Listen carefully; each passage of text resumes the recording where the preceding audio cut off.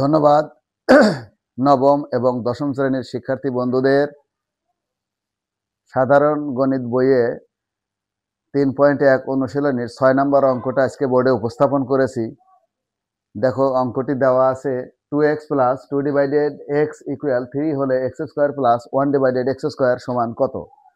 এই অঙ্কটার সমাধান ছোট প্রশ্ন আকারে আসতে পারে অথবা নৈবেত্তিক আকারে আসতে পারে। দেখো, সমাধান করে দিচ্ছি।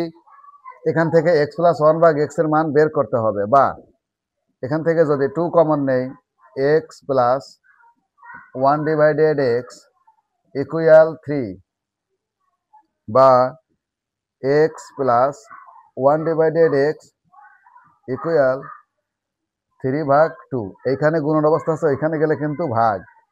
এই x প্লাস 1 ভাগ x এর মানটা কিন্তু আমাদের লাগবে। কোথায় লাগবে? এই মানটা বের করতে আমি এখান দিয়ে একটু টান দিয়ে করে দিচ্ছি এবং এইখানে এটা মুছে দিচ্ছি,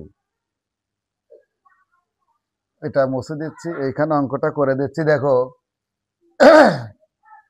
স্কোয়ার, এটাকে যদি মনে করি তাহলে square plus B square. Square plus B স্কোয়ারের সূত্র কি? A plus B whole square minus 2a into B. এই এক্স আর এই এক্স কিন্তু কেটে দেওয়া যায়, কারণ কি এক্সটা উপরের, এটা নিচের। তাহলে এই মানটা এক্স প্লাস 1 ভাগ এক্স এর মানটা কিন্তু আমরা এইখানে পেয়েছি 3 ভাগ 2। তাহলে কিন্তু আমরা বসায় দিলাম 3 ভাগ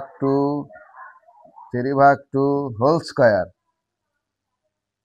সমান, একটু উপরে হয়ে গেল, এই জায়গাতে হবে মাইনাস এই 2 ইকুয়াল, এটা কিন্তু 2 দুগুণ 4, 3 তিরিকে 9 বিয়োগ 2।